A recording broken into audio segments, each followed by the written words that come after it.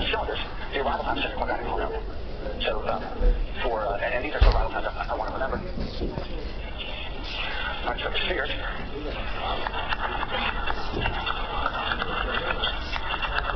so the arrival time is Hessian is diagonal.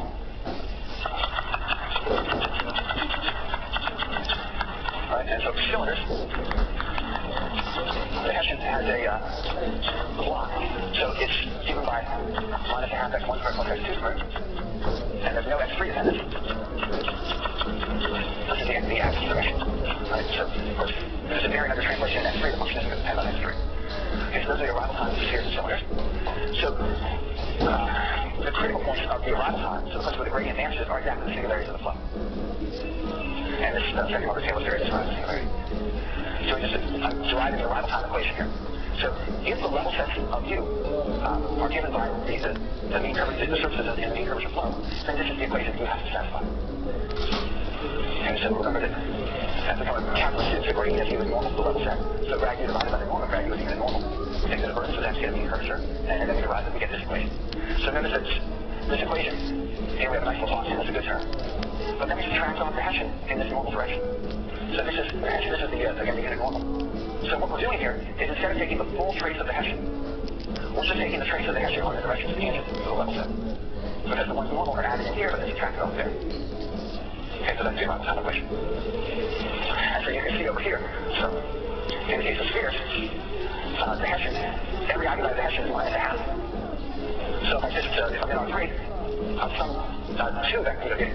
two directions here, each one's a minus half, so it tends to minus 1, so it satisfies the equation. In the case of cylinders, the two arguments are minus 1. And so the way that we're getting the whole thing is a minus 1 is we include one tangent about, right? So there's just one of the directions that's perpendicular here and one that's tangent. We'll say more about that again later. Okay, so this is the arrival time equation. So now we have, so this equation is not elliptic. And the reason, so there are two bad things that happen here. So first of all, if I think this is a Hessian dotted with a matrix, this matrix is not positive definite. It's positive semi-definite. The matrix has ones on the diagonal in the direction tangent to the level set, but a 0 in the direction perpendicular to the level set. Okay, so that matrix is not full rank, but not positive definite. Equations like that, where all the arguments, where the matrix that you're dotting the Hessian with, all have positive eigenvalues except for some zeros, those are called degenerate elliptic. So they're not as good as elliptic equations, but they still have a maximum principle. And if that maximum principle was allowed the theory of viscosity solutions to be developed for degenerate elliptic equations. So you can still talk about weak solutions of this equation in the viscosity sense by comparison with smooth functions. So using that viscosity solution theory, Evans, Scruggs, and Cheng Goto constructed weak solutions, so viscosity solutions of the arrival time equation in 1991. Their solutions were Lipschitz, so continuous, but essentially also bounded first derivative. So the way that they know that Lipschitz, they came from how they constructed the solutions. What they did is they regularized the equation by, instead of dividing by grad U, they divide by a little bit less than grad U, say the square root of epsilon plus grad U squared. Right? And so then, so then when they do that, they get an equation that's not elliptic, and they can construct solutions. Then what they do is they prove a uniform Lipschitz estimate independent of epsilon. That allows them to pass the limits to get their viscosity solution, so that's why the numbers of Lipschitz estimate that increase equations. So in 1992, Tom Hellman constructed examples where the solution, the arrival time function, was not C2. Okay, so what we know at this point is it's at least Lipschitz, it's not necessarily C2. And the question is, what is the optimal regularity? So what can we prove in complete generality? So last year, Toby and I showed that the function U, the solving the arrival time equation, is always twice differentiable. So classical second derivatives exist at every point. So at points, the only points where you really need to worry about are the singularities of the flow, just to say the critical points of U. So at a critical point of view, where grad U vanishes, we know exactly what the Hessian is. The Hessian is one of these two Hessians over here. So it's either the Hessian of a sphere or it's the Hessian of a cylinder. It's interesting that there are examples where the second derivatives are known not to be continuous. In those examples, it wasn't even known whether or not the second derivatives existed everywhere. It was just shown that if they did exist, they couldn't be continuous.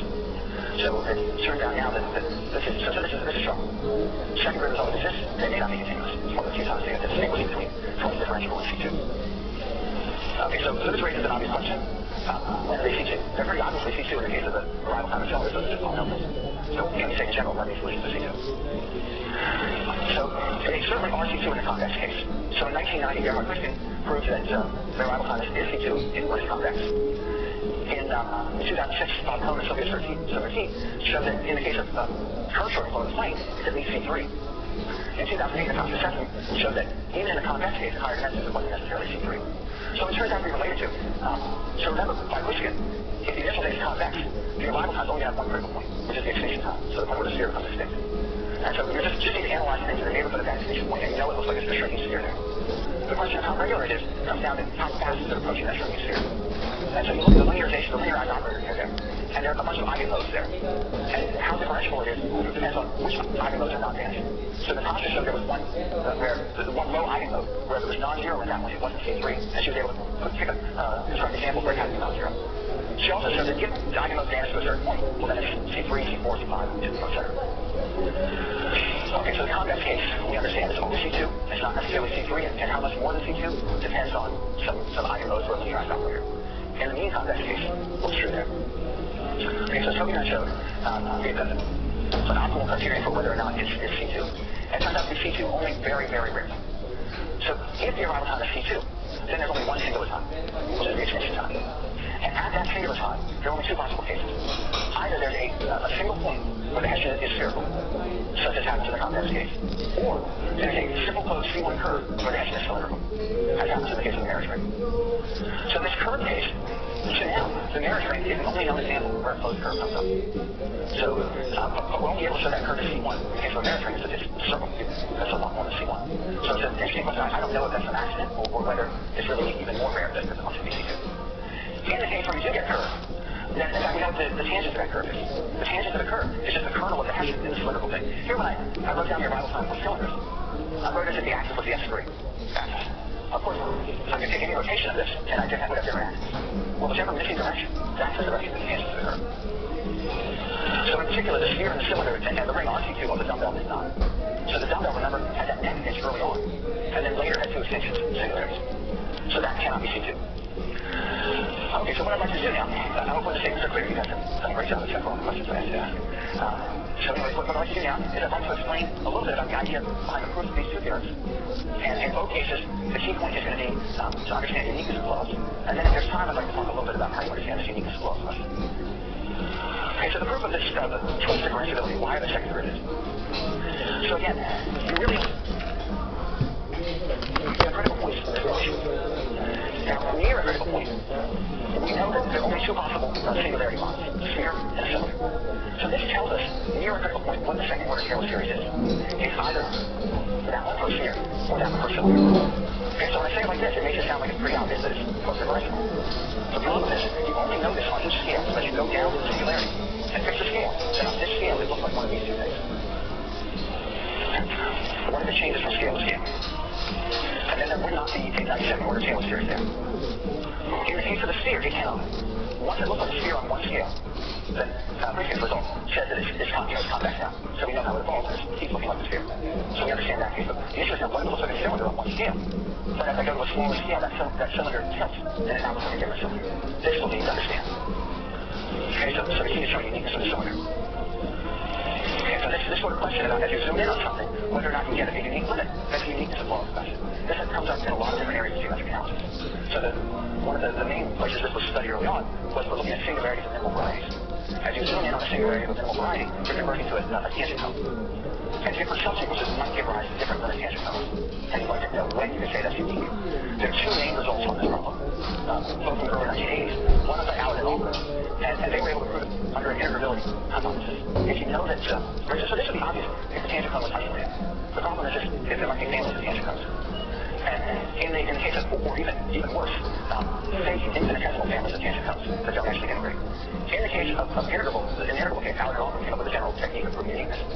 If it's not integrable, Leon Simon came up with a technique using what's known as the way of standard Simon inequality. Okay, so that's the uniqueness of blow-ups question. So in 2015, Toby and I proved uniqueness of cylindrical blow-ups. So if you know that there's so if you don't look like a cylinder on some sequence of scales going down to the singularity, then in fact it looks like a unique cylinder. So any subsequence is going to give you exactly the same limit. And that's all I hope to say a little bit about that.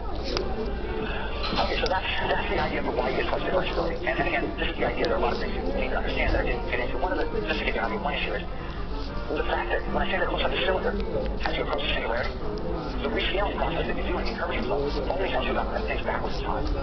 So as you approach the singularity from the past, then we know it looks like a cylinder. We don't know anything about what happens as we approach from the future. And so this creates some issues that you need to deal with. Okay, so I'm not serious. Okay, so that hopefully explains, so gives some idea why these things aren't twice compressible. And so now let me explain the characterization, why we know what looks like when it is C2. So the key here is to show that if you have a singularity that's not an extinction, then it's not C2. Okay, so in other words, we'll rule out this bad thing that happens in the next case on the dumbbell, where the dumbbell splits into two components. So after that singularity, somehow the dumbbell lived into the future, but it really shouldn't be allowed to. Okay, so let's see why that is. So I'm going to normalize it, and so I'm going to, again, imagine my axis is the x3 axis. And I'm going to assume that I have this neck pinch singularity with x3 axis onward. Say at the origin, so the function u looks something like this. But it looks past there, and I'm going to try to get a conjugation. And okay, I'm sorry, what's it? I'm going to set a C2, and then try to get a conjugation. So we know the Hessian exactly has this form, where it has 2 minus 1, so then a 0 in the x3 direction at the singularity. What I'd like to so if it's C2, the Hessian has almost the same form nearby. Okay, so we're going to think of the Hessian that has a minus 1, 0. Some system has 1. And let's look at the equation now. So the equation says that if I trace over the 2 tangent directions, I get a minus 1. So the 3, so the Hessian has ionized minus 1, 0. So that means one of the tangent directions has to be in the kernel. Otherwise, I'm going to add up 2 minus 1s to try to get a minus 1, but I'll have minus 2. Okay, so this implies, if it is C2, this equation implies that the axis is nearly tangent to the singularity. Okay, so the translation is there in the direction of the axis. It must be nearly tangent. Everything gets a neighborhood of the singularity, gets a C2 there. So now here's this promised picture of the numerical simulation of Grayson's dumbbell. So as you see, the neck here, the bar is shrinking more rapidly than the bell side. It pinches in the third slide on the top right, and then these are evolving independently. If you look before the neck pinch, then this tangent direction, this x3 direction, is roughly tangent to the dumbbell. Okay? But after the neck pinch, it's not. So after the neck pinch, if I was to have a plane that I stuck in between these 2 components, and I slid this plane, and so the first time I touched one of them, that would give me a point where the x3 direction is actually normal. So the x3 direction is supposed to be almost tangent. Right, so that would be a problem. So that's essentially the argument in this case. Of course, this begs the question, how do I know that there are any regular times nearby? But in this point here that it touches with a constant, that wouldn't tell me anything. Okay, so I need to say that nearby, just after the singularity, are very close. They're regular ones, those are regular times. Okay, so what's the, so this brings us to the second theme. So far I've been talking about this optimal regularity for this degenerate elliptic PDE. And now I'm going to talk a little bit about the sharp bounds for the singular set in the curvature flow. So I'm going to use this calligraphic S to set up a singular set of points where it's not smooth. In the case that we're looking at, you may as well just think of this as a set of critical points for the function u, which is examples of this. And so this is old theorem of Brian 1 in 2000. And he showed that in this setting, set S has a dimension at most 1. So this is a little bit stronger than it sounds, because this is parabolic dimension. Time, they scale differently. So time dimension 2. So this means that almost every time has to be regular. Okay, so once we know that almost every time is regular, guarantee that there are regular times just after the singularity. So we can find smooth level sets of the flow that sneak up on the singularity from the future. And so that's enough. So once we have the smooth level sets, we get the separating hyperplane. Look at the point of first contact. That gives us a normal, which points in the direction of the axis. But the axis is supposed to be almost tangent. And so that gives a contradiction if we have something that's C2 that lives past the singular time. Okay, so that completes the sketch of the argument. And it also leads us to our next topic, this question of what you would say about the singular set. So it's known to be, Brian's result, it's known to have space-time dimension at most 1 in R3. So Toby and I in 2015, we proved that the singular set not only is it one-dimensional, it's actually rectifiable. So it's like parabolic rectifiable.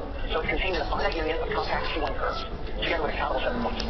So in particular, it has not only is it one-dimensional, it is finite measure. The fact that it's one-dimensional, so the dimension reducing argument says, like Brian used, what that shows is that if you take any dimension, so a measure in any dimension bigger than 1, the measure is 0. Okay, so what we're actually showing is that it has the structure of a one-dimensional set. As you can see, this is sharp. The marriage ring has non-zero one-dimensional measure, the curve of singularity. So you're not going to prove better than that. And once again, uniqueness is the key issue. Okay, so this is the rectifiability that we proved is, we call it a strong rectifiability, although that already has to be. So it's not a good idea. So instead of just showing that the set, so typically in a typical rectifiability result, you show that the set is contained in these Lipschitz submanifolds, and then plus a set of vector zero. So we show something stronger. We show it actually is contained in these one-dimensional things, but then the leftover set of having vector zero is actually countable. Okay, so it's a much stronger structural result. So the main ingredient again is this uniqueness of blow-ups. That the cylinder singularity is the axis of the cylinder is unique as you approach blow-up. So I'd like to just give a little bit of an idea for why uniqueness is why we get this structure. So it's to prove a picture here. So I'm going to use time. Now, let's look at the science. So I'm thinking time is going this way. And now let me imagine that I have two different singular points that are close by. So these two singular points are the flow. And now I'm going to look backwards in time. So if I look backwards in time from this one, I'm going to see some cylinders. And in fact, it's a unique cylinder. Just if I move forward, it's always the same cylinder. Maybe something very slowly, but it diverges to some point. And now, on the other hand, if I look backwards in time from this, I'm guaranteed also to see a cylinder. If I can go far enough backwards in time, both of these cylinders are defined in the same region in space. Okay, so if I go far enough back,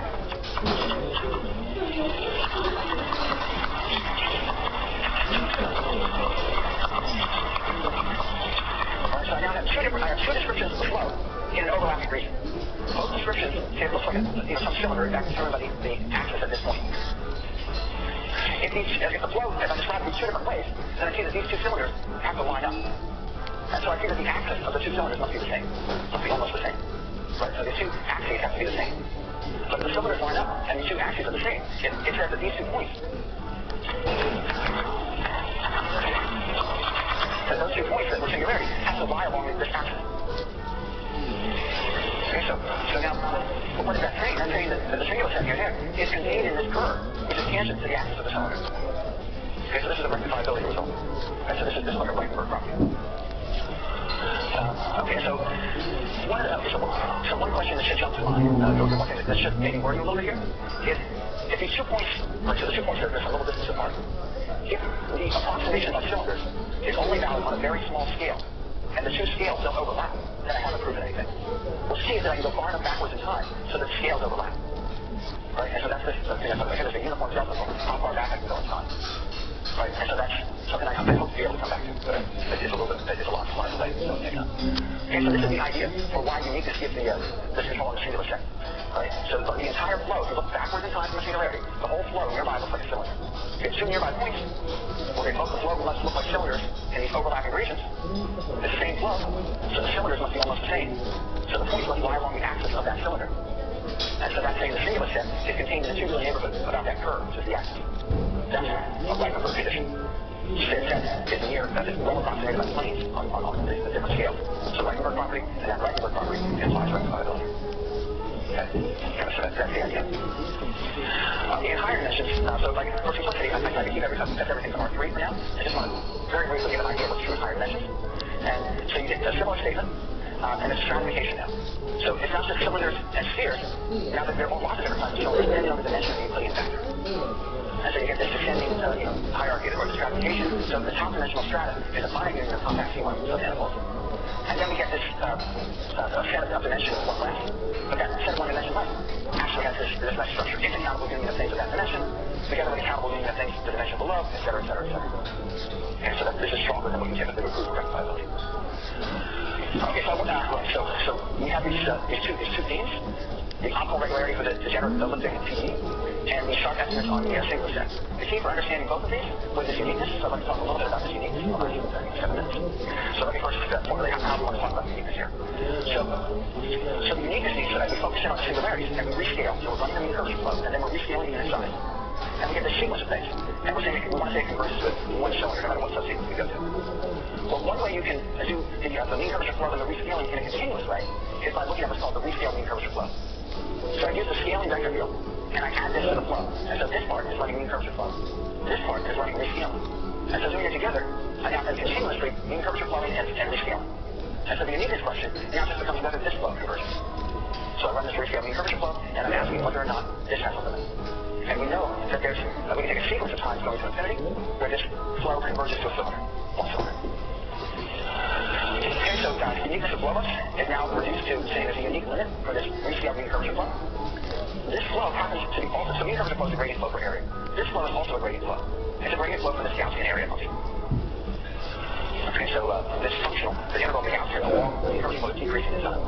And it's zero.